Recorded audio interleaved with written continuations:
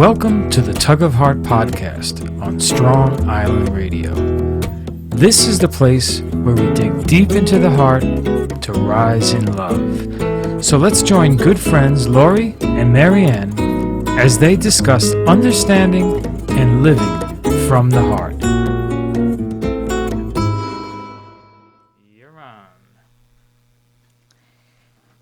Go for it. Hello and welcome to Tug of Heart. Here we are at episode 16, and today we're looking at heart wellness, the depth of the heart. I'm Marianne Franzese, and I'm here with Lori Cordova. Hi, Lori. Hello, Marianne. Good to see you. Happy warmness. My goodness. We actually had some sun today. Yes. After really the last month of a lot of snow and freeze, and our last episode we were warming up to spring. Was hoping for it. And the thawing begins. We're beginning to melt. Yes. I was hoping even after our last talk about pre-spring, the thawing, the what goes on underground and so forth, moving into the garden of the heart, which seemed like the next natural step. But I was so preoccupied, a little smitten by what you had said about underdoing. I couldn't shake it off. And I had actually told you we're going to talk about the garden. And then I think when we spoke this week once on the phone, I told you, or no, I texted you, right? Yes. What do you think about instead staying underground? Because I couldn't get it out of my heart. So here we are.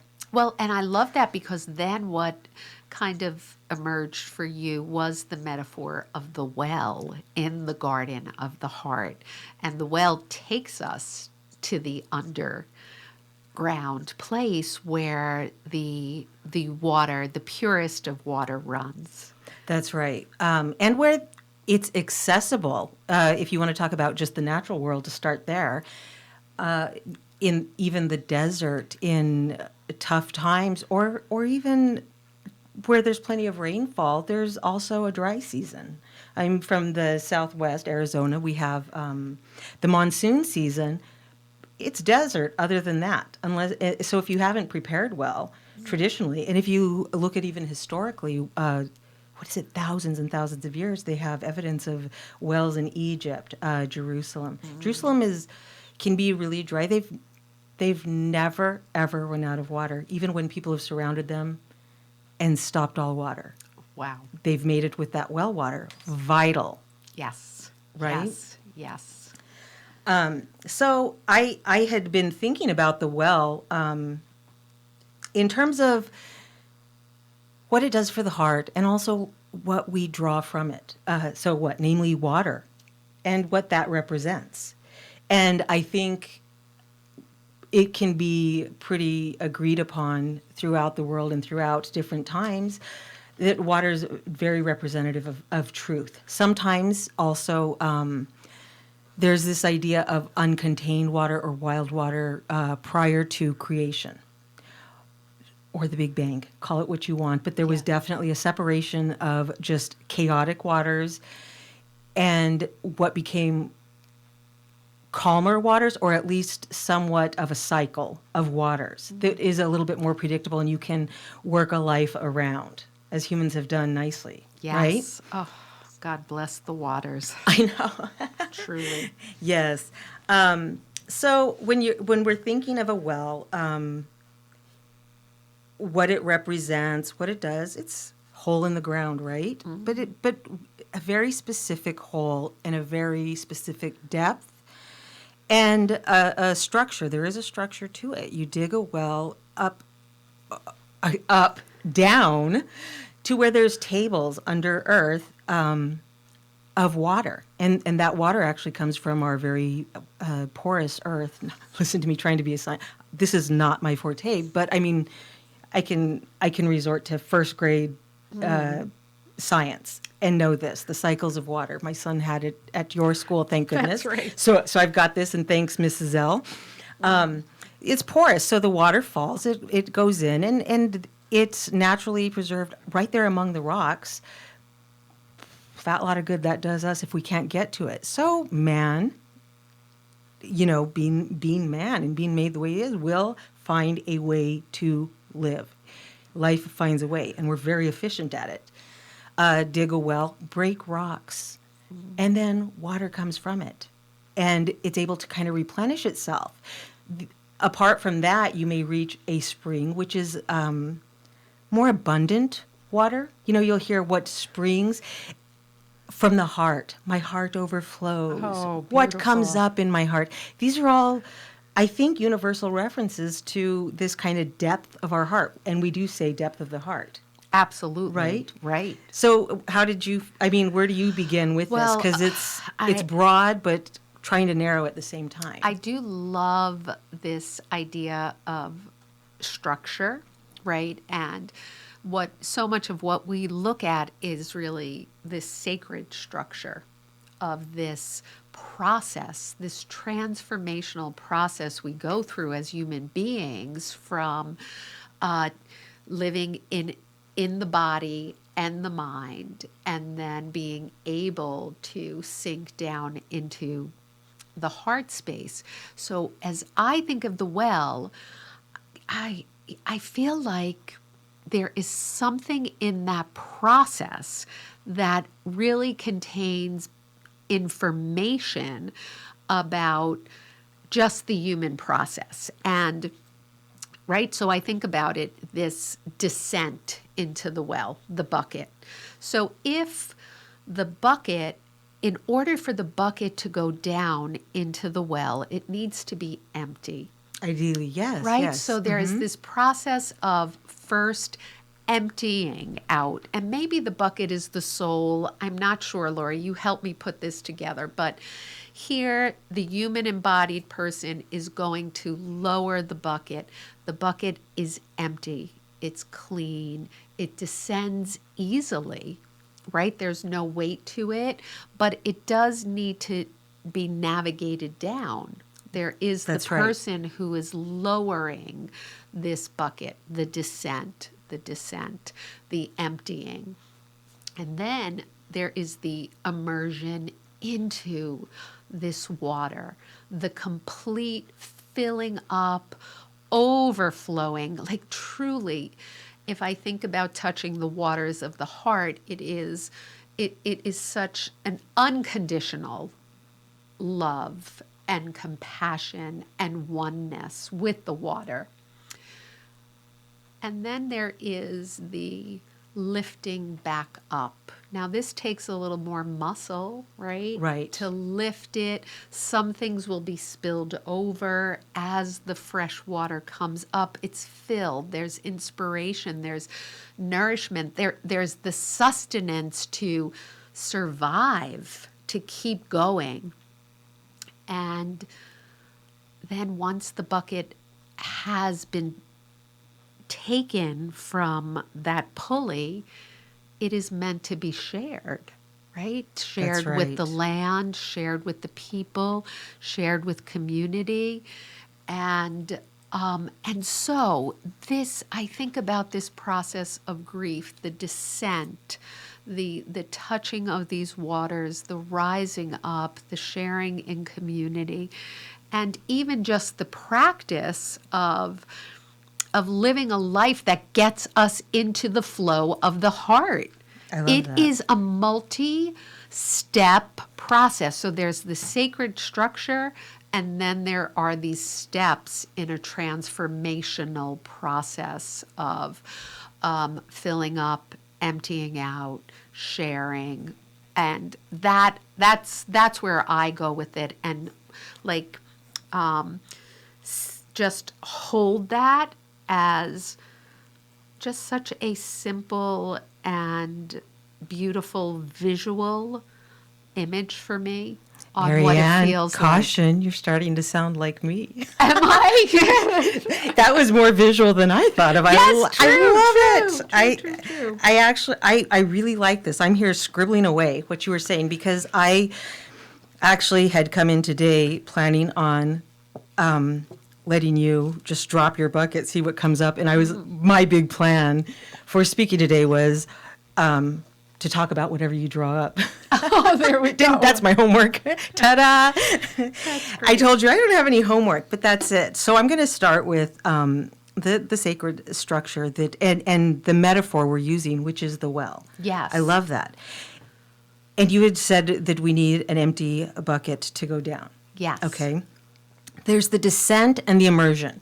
Right there, I do want to point out, I love that you said that, because it needs to also be said that you're going to drop a bucket into something that's buoyant. So it kind of has to be to the side. This is just a little bit nitpicky, but the part that's not so important, but it's dark and you're Yes. doing it blindly. Mm-hmm. So by feel and by resistance, you know when to pull it back up. And you can correct me anything here, because this is all feeding completely on. That's the tug. Yes. Isn't that the tug? This is completely what Like you you- just made me envision as I was picturing it drop. And by feel, you feel a certain tension. And I've got it. Now, I mean, you could feel a little tension and bring up a quarter of a bucket. I mean, you see True. this. You ever watch Survivor? You see people like bucket challenges and stuff. Yes, You want right. to get that full bucket to win. We're not racing. We're not winning. Maybe that's enough. Sometimes it is also because there has to be a familiarity. Would we ask a child to go? Children aren't even generally allowed near wells. Oh, right. There's a danger because right. a child Do will you remember throw Ricky Tikki themselves Tembo? right into the well. All these cautionary stories. Yes. That, the Llorona from the Southwest. You were actually almost a year ago in Albuquerque, where they tell us about the weeping woman for her children. And these are tales that we say among the Hispanic culture to keep kids away from water. The Llorona's there, crying for her children that drowned in the water.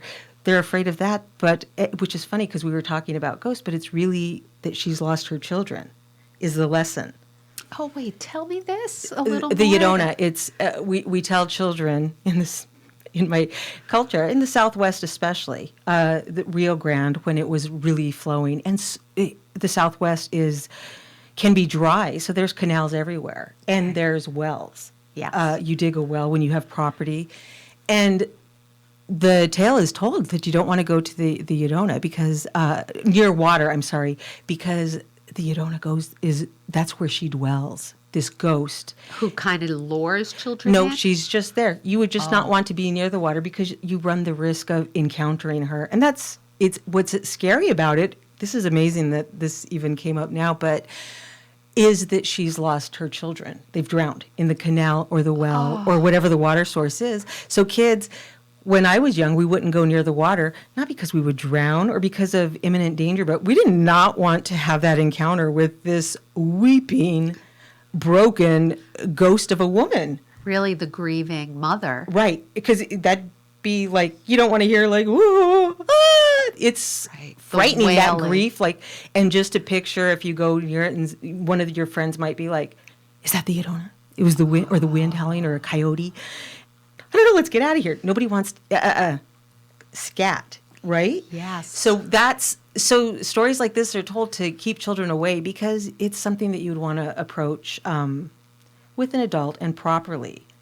Well, and that feels connected to the attention and consciousness, right, that needs to go into this type of practice. Children will dive right in, right? Yes. They are one with it. It's very without- common to hear without on the news fear. kids needing to be removed Right. in areas that have wells. Very common news story. So this protection and the idea that I am really taken by the idea of the grieving mother at the well as part of the warning. Children, this is not for you. Not yet, not And alone. Not alone. Right. This is really not for you yet. And as we approach the well, and I just think even as we approach the well in grief, Yes. there is this companion there. Right. Right? She suddenly changes from being the scary ghost to the grieving mother who understands That- that we are going Absolutely. to retrieve. If you've been afraid, life. then you haven't approached her to see maybe what she wants to resolve or say. Right. Which is, we were just talking about this before we went live. When you were talking about the well, and then you had also said grief, in grief, and then touching the waters.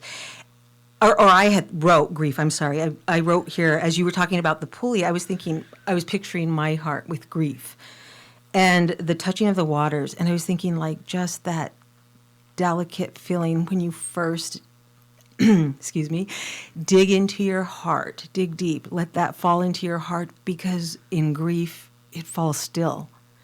And so when you first dare to drop the bucket into that tender place, you're so much more aware than an ordinary day, an ordinary time in your life, that the ripples have begun within the heart, if that can make sense. Maybe you can help me expand on it, because I'm also speaking emotionally, which is limiting.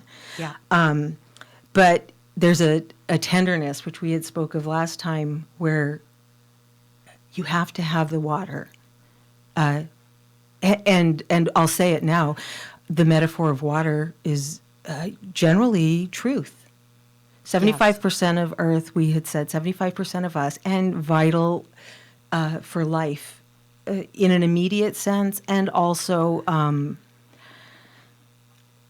vitality. So there's life, like just preservation of the minimum of life, and then there's a vitality which makes you more alive because you're better hydrated, better nutrients, better health, Right. We young. can't live without it. Right. You had said last time about the roots, and this is when I was really, I was going to say digging this, the underdoing, and you spoke about roots and nutrients. And I was thinking, that's right, the well is supplemental. And that's such another metaphor that we use, is like something is supple. A young child is more supple than an older person, Yes. because they have that hydration. My hands are starting to show more of the dryness. the beautiful. I can say, like in Asian cultures where it's beautifully wrinkled like fine paper. We don't get that here. I'm just not supple, which is that youthful plumpness of being properly hydrated. Yes. Right? Yes. Absolutely. So I'm a little bit all over the place. So I'm going to actually just let you speak a little bit about the grief and the still waters versus kind of having the courage to dip into it. Because, and if you can expand on this part, because just for my own self-preservation emotionally, and that's that I had mentioned to you when we were talking about the well, that there is this need for water. And there is this need for preservation no matter what you're going through. But there are times in our life that we are in the desert, Yes. away from access to water, to truth, to life-giving supplement, sustenance, vitality. And I had mentioned to you that I've drank from your well plenty, as we've spoke, and you had mentioned now about bringing up your bucket, and it's to give. I didn't get a chance to prepare you for it, as I not intentionally, but will you just speak a little bit on that, if you don't mind? Just even reaction to it. Yeah, as I think about that, I do think that there's, of course, you're going to be dipping down into the heart, right? Looking for a truth, especially in grief, that can somehow refresh, soothe, Yes. like take away the burn of grief. And it's healing, right? Even for a wound, it cleanses. oh my gosh, it's Now that you so mentioned healing. that, the burn and the wound. Oh, Wounds must be kept clean. they do, completely. And feeling like I can't even access it in the same way anymore. I can't It hurts. access these It hurts. waters because I am blistered, right? So to clean these are going to be so painful. And so the image came to me of the beauty of being able to give someone water who is thirsty, who is in pain from that thirst. And that is how we get through grief. We are not meant to get through it alone. No, that's We one of are the not. hardest, most disappointing lessons I've learned, because I like to do difficult things on my own. Well, and water also reflects, Yeah. and it's very, very difficult as a person in grief to see the discomfort in someone else, Yes. in witnessing, right? So you have this reflection. And to me, this is simplifying, to be able to say, and honestly, I don't feel like I am doing more than offering you a clean glass of water when we come together. Right. Like I have plenty of water. And isn't it amazing, even across any culture I can think of at any time, if somebody comes into the home, we offer them. Now it's like, a soda, a tea, coffee. It's always to offer a drink, because when people come into your home, we have not always lived so close to one another. We did not always have access to this. Some of these things might be a little harder for some people to be younger, and no judgment on them. Their life is different. In many good ways, thank goodness, because Yes. we're not always doing so fabulous as the Truth. as They're the evolving. leaders here. Yes, they're but evolving. having said that, they flip on a tap and water pours, so they may not understand. Easy access does not equal plentifulness. It does not mean that it's unending, because it's easy to get. It's easy for us here today. Mm-hmm. We don't know. I mean, you can see within our own country what a couple days of snow can do. Right. And limit that. But this idea of offering a drink, a refreshment, is because people would live further away from each other in previous times, and they've traveled. And I think by nature, not to take anything away from people being in communities and stuff, that's also a part of our nature, is to move towards that, ideally. But we're also kind of nomadic, and more than nomadic, I do believe we are pilgrims in many ways, and sojourners, which is like I had called Seth's sojourn, where we do this travel, and a lot of it is faith-based, where you have what you hold, and you walk with it until somebody pretty much gives you a little bit more sustenance, and you move on. Yes. And that is why when people come in, we welcome them and offer something. Or if you see somebody working in the yard, you take them a glass of water. It's polite and it's cliche, but just like today we talk about metaphors, some of these metaphors stick till they turn to cliche, and they're cliche because they've been repeated and verified so many times, it's now cliche. And it's really just becomes, we need to refresh that language screen in a way to say, oh, yes, let me appreciate this and work with this. And you were talking about the root system of trees. The mother tree, not just the mother tree, but the trees know who is lacking water. Oh my gosh, And yes, through yes. the root system, they start ushering the water to the trees in need. And so the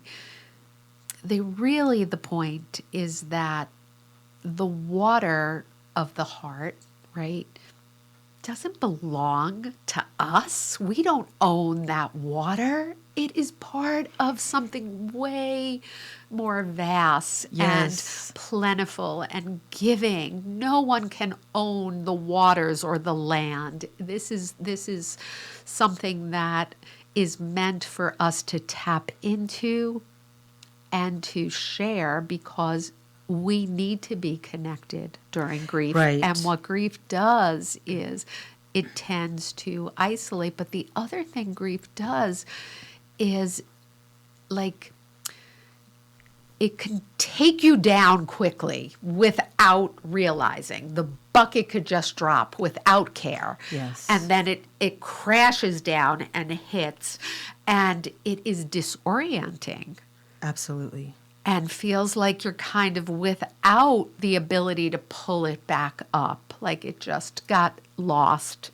So again, the need for someone else to stand by. That's right. And lift that bucket out for you. That's right. And also, I think because everybody's circumstances are different when grief can hit, and grief need not be a death. It could be a normal day in life, and you just realize your aloneness today, surrounded by your family at Thanksgiving. Yes. In the city, before pre-pandemic, millions of people, and you just become aware of it, and you can be kind of tossed into that. So there's also this idea for me that always in good times, build the routine, build the habit, build what will help you at minimum to survive when things get rough, and they will. And also, if it has to be grief, hopefully it will come from unfortunate circumstances beyond your control. But the things we can control are things like whether the world's like the rug beneath us so that it could pull itself out from under us anytime. Don't get so attached to what people think or say. I listen to me lecturing, but it is the truth, because I am very glad that I have not suffered a lot from that, because life is tough enough. Like anything extra we put ourselves in caution's way can quickly make it unlivable when we reach the very verge of existence where it's by a thread, which is where I've found myself. And thank goodness there's not some other things like, who's been there, or blah, blah, blah. You know, I hear all these things for people grieving, and at least if you've kind of been, I guess, just kind of a steady living and paid attention to how it's done when it is happening, you're able to at least continue doing it. Well, I agree so strongly, because it is developing a rhythm. That's right. Right? Yes, to I'm keep struggling life to say that. in balance, right? That you show up, you empty, you descend, you fill up, And you recognize lift that up. in that fill up, empty, descend, be cognizant, or I'm not as much into consciousness, but I have to say, like, for you or for people that say this, that embrace the word, absolutely be very conscious and aware. Yes, it's That all this about is truth that you are repeating when times are good, so that you know where to find it when it's dark. Well, and ultimately, right, because it is doing the work to water the seeds of the heart that becomes the flower, right? That Right. becomes the rose of the heart. Rega pora sota. That's what they say. The Llorona says is flowers for the dead. Flowers. Wait, who says that? Llorona, the ghost I was telling you about. Does she really? No, I saw this in a comedy where there was a lady and she's like, Rega poros. We say pora sota. I don't even know how it's said specifically in the movie. One of our favorite movies, I watched this a gazillion times, is I'll think of the name in a minute, but it's this lady's going around saying it, and she's just saying flowers for the dead, the dead, the dead. And it's like, it's a comedy, but now it's kind of not as funny. But yes. Yes, no. Water your flowers now. Yes. I am going to also say, in giving other people waters, just to kind of give its due respect to this metaphor, which I have said that you've done for me, the natural does point to the supernatural.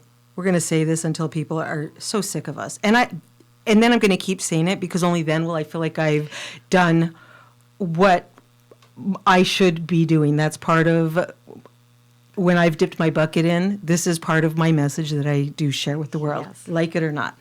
Anyways, having said that, in giving what's in the well, this metaphor, also keep in mind when a well is untapped or the water just sits there, you're not dipping into it. If you dipped into your well, just your little cup, whatever you need, if you're like a 40 ounce a day kind of gal, Yes. your water's going to get murky, your water's going to get stale, your water's going to become undrinkable, because you have more than you need in your heart, which we've said this in different forms. Or it'll run dry. But either way, it's unusable. So beautiful, right? Like it Right. has So to so keep don't be shy. moving. And we'd actually said that because you said something about the waters being a mediating force and the water of truth. You said something so poetic and lovely this week, okay? And I had told you, I was like, oh my gosh, we're talking about the abundance of the well and the spring within the well and all this. And boom, just like that, I go right into secular asshole Lori mode. No other way to say it, where I'm like, don't say that. Hang on to it. You could write something with that. And then I had to correct. Do you remember Yes, this, Mary? I And completely It's do. really funny now, but I was like, just how dare I talk about this? And then I'm telling you to withhold some of that truth that came up in our conversation because it's not just for you. Anything that we pull up from our heart is to be shared. That is the nature. And our whole point of doing this is to be in line with our true nature and complementary to it because that's a well-lived life. And that is the best religion there is. I know people say they don't like religion. I'm very religious, but to me, a good life is the best religion, period. And that's part of it is sharing what is meant to be shared no matter what. Because there's more. You don't have this lack of faith that, oh, I got this little snippet of truth, I'm going to cling to it. Now I'm going to corner you with this question, my impossible. Going with this idea that sometimes we get bits of truth, verity comes up in the bucket, imagine, Yes. okay? And it's so tempting. It's so precious. These things in our heart, they're beautiful, Marianne. They're beautiful. They're divine. And who wouldn't, like if you get a little gem or something from somebody, don't you kind of want to hold on to it? Can you say anything? This, I guess, the indefinable, if you want. I'm going to kind of try to return to doing that because people have said they like it. What would be the difference between holding a truth and possessing a truth that you've drawn from the bucket? And we'll kind of finish out with that if you don't mind. So No pressure. to possess or to hold. Right. So this is the first thing that comes to mind is that possession has a kind of lock on it. Yes. A jailing of it, an attachment, and hold to me is associated with so much more tenderness to have and to hold, to have the truth, to hold it, but to hold your baby. Like when I held my babies, I knew that it was a matter of time before I wouldn't be able to hold them anymore. Right. That's the nature of that relationship. Right? So the same with truth. We get to hold it for a while, to develop it, and then to begin to allow it to go out into the world and grow. I And do like again, it's that. I back love into the that. garden. Like we hold our little sprouts. We hold them Right. tenderly. And then they grow a little bigger. We're still holding them until they can truly be out there and in bloom. Possessing them is like Monsanto. Like I own the seed. Like you don't own the seed. Nobody owns the seed. Nobody. Like this is for all of us. So I think of the expression, I hold your heart in my hands, right? Like when we love each other, we're basically allowing someone to hold our heart in their hands, and we're trusting that they're not going to drop it or destroy it. They're going to take care of it. Yes. But it doesn't belong to me, that heart. This is yours. I'm paying attention to it. I'm listening to it. I will be with it and enjoy the rhythm of it. So I think that to me is where I'm feeling into it. I love that. I'd much rather be held than to be possessed. Right. I agree with that. Right? I think, too, the way that you said this, the way that you framed that answer also makes me realize when we hold something versus possessing it, what people listening can't see is your hand. So I'm watching her animate this, which gave me this idea. When we give something that we hold, we still hold it. But when we won't give something that we possess, we lose it, right? Oh, yeah. And it turns it rots. dark. It's not made. Yes. It's not meant to be like that. And I think it becomes more when we give it certain things. And the other thing, the next step, which is, I mean, I'm still kind of, sometimes I'll be, chewing on some meat and stuff, but I'm, for the most part, even after years of doing this, I still kind of consider myself at the milk stage in examining the heart. But even having done that, one of the things that I try to do to grow and as I develop is to understand, like, when you let somebody hold your heart, there is this idea that you want them to be careful with it. We were talking about Tracy Chapman, Careful of My Heart. I'm going to add that to your playlist, Marianne. Thank you.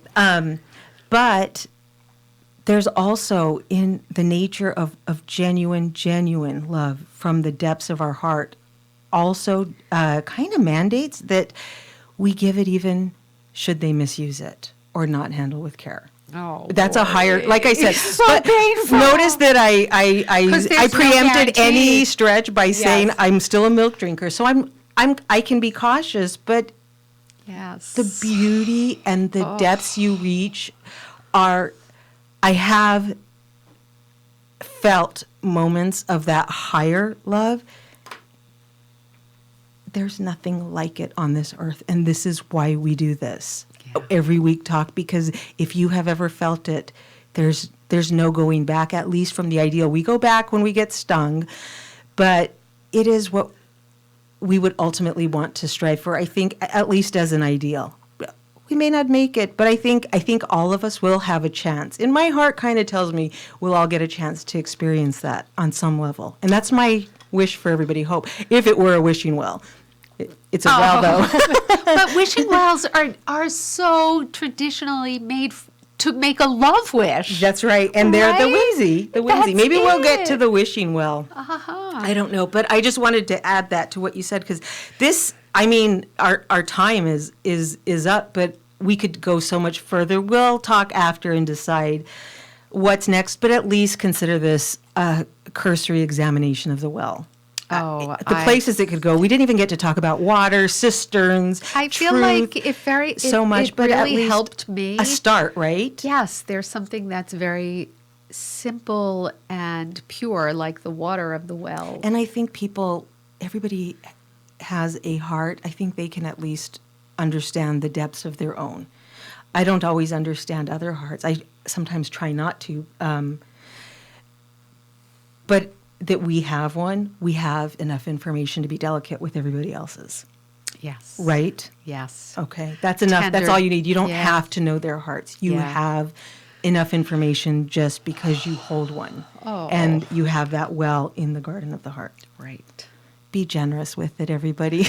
And be tender. Yes. Be tender with your own heart. Yes. So And if have you a good can, tall glass of water and bless it. Yes. These beautiful waters. and if you would of be life. so kind, dip into our well and then share it with others. You can like and share our podcast, and also don't forget you can like Strong Island Radio. We're here with Bobby, whose well runs deep, and his voice also runs deeper than I knew sometimes when need be. Anyways, thank you. Be good to each other, love each other, and please farewell. Farewell.